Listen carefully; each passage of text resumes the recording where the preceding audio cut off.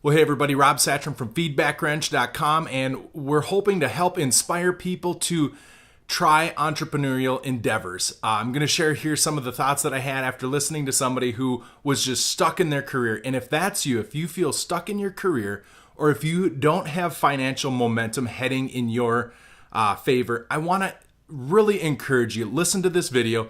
Let us know what your thoughts are down in the comment section below. Please like and subscribe to our channel.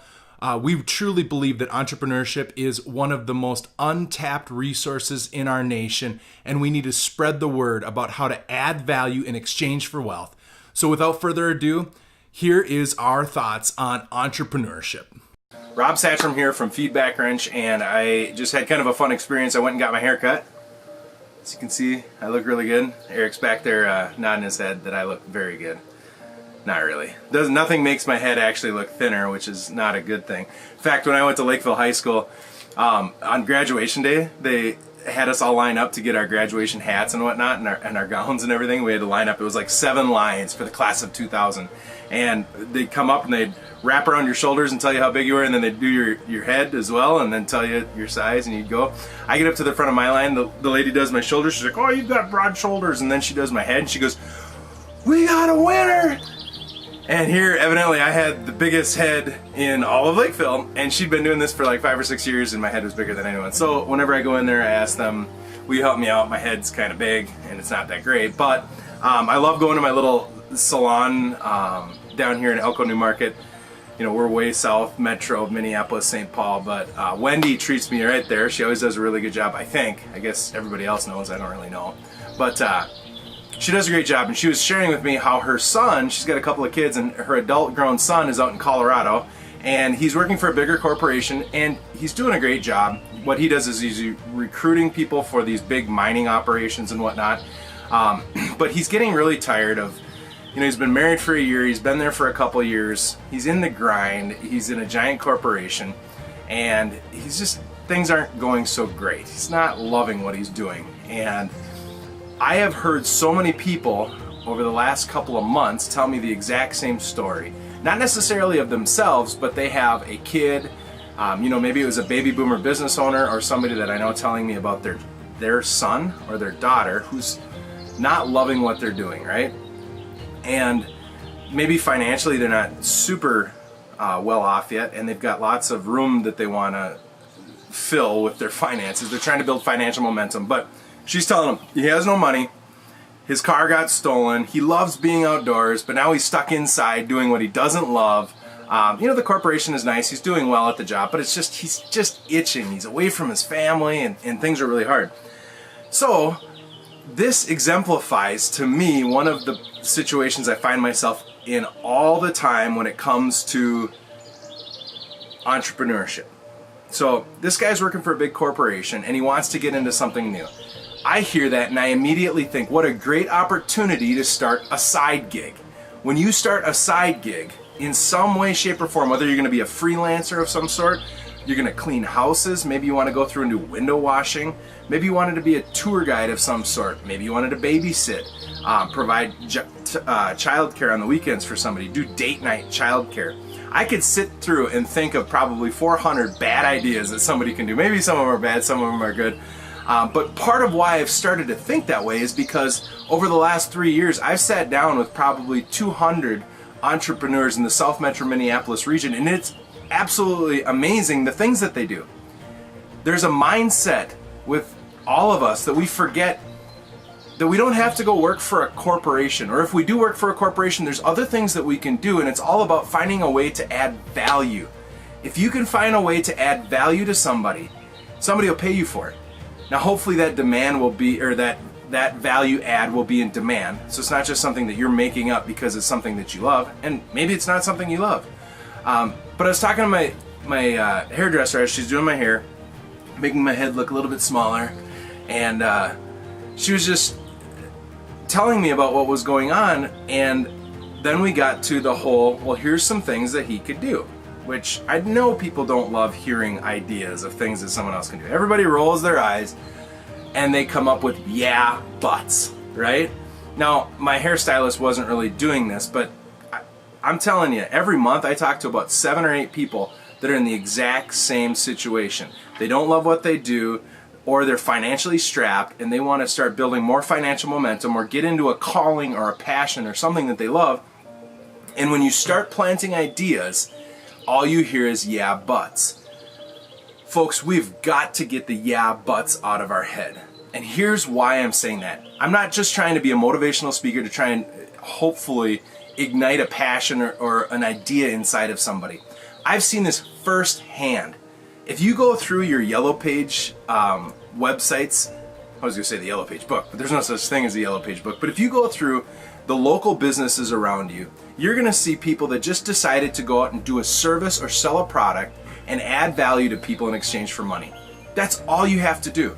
In fact, I was just watching this YouTube video of a guy who put himself through college by hustling in college and in high school. And this guy goes out and he buys cheeseburgers at whatever the most popular place is, and then little dessert things. He makes gummy worms out of Kool-Aid, and he brings them to his college and he sells them. He buys them for 90 cents and he sells them for $2. And he hustles. He made $15,000 a year, which was enough to put him through college, and all he did was keep a duffel bag full of fresh hamburgers and a bag full of these dessert candies, and all he did was hustle. You'll see companies that just decided to pursue some sort of competency. So maybe you're a graphic artist, or maybe you know how to write. If you know how to do those type of things, go on to Fiverr. There's all sorts of side gigs where for $5 to $55 to $105, you'd be able to just do something. Right now, if you're a writer, you could go on and write for probably $25 to $35 an article for blog content for people on Fiverr. If you speak English and you do that, you can make a ton of money. You think about maybe you do 3 or 4 articles a day on top of your normal job, or maybe 3 or 4 a week. Next thing you know, you've got a couple $1,000s going.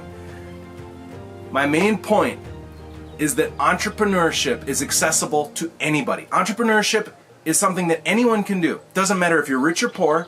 It doesn't matter if you're smart or not so smart.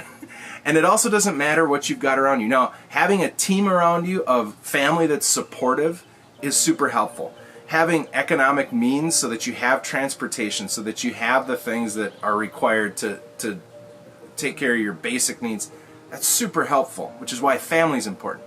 But entrepreneurship can be done by anybody, and it could be started as a side gig. So, long story short, don't look at all the barriers when it comes to side hustles and entrepreneurship.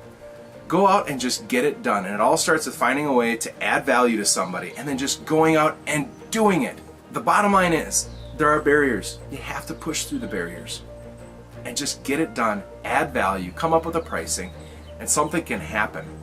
I truly believe entrepreneurship is the untapped resource in our country, in our communities, and it's because we don't know what we don't know.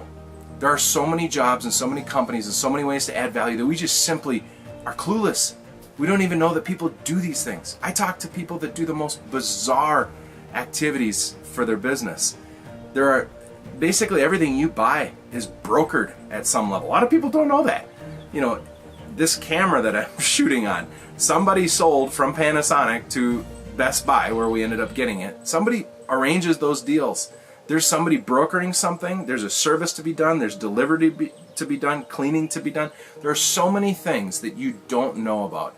So if you're stuck financially, if you're hoping to build more financial momentum, or maybe you're in an industry that you don't love, think about a side hustle that you can start to be an entrepreneur. So I'm Rob Satcham from feedbackwrench.com. That's the thing that's top of mind for me right now, and hopefully we can start moving people towards executing their own business, starting their side hustles, and adding value all across our communities so that more economic gain is seen, so that people can build more wealth, so that families can have more margin time. So if you're watching this, I'm hoping that this inspires you to go out and add value, start a side hustle of some sort, and get creative.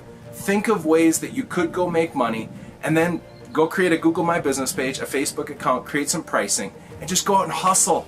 Go out and try things. That's what entrepreneurship's all about. You're gonna fail, but maybe you won't. And if you go out and do it for free a couple times and prove the point, prove that you can add value to somebody, then you can start charging for it because you've seen that it's a good value. So if you're sitting there feeling stuck If you feel like that you're not in the industry that you love, or maybe you're not making the type of money that you want, look to entrepreneurship. Not just austerity measures and saving. You need to be frugal, but go out and think of ways that you can add value for people. Take some risks, clean some houses, wash some windows, mow some yards, do a little weed whipping, get your real estate license, sell some property on the side, go out and bring people on hikes, babysit. There are so many things that you could do, and this is just the quick list that's on my top of mind. Go do photography for people. Whatever it is, try something, add value, and take their money for it. So I'm Rob Satcham from feedbackwrench.com. Hopefully this is useful for you. Don't forget to like and subscribe to our YouTube channel.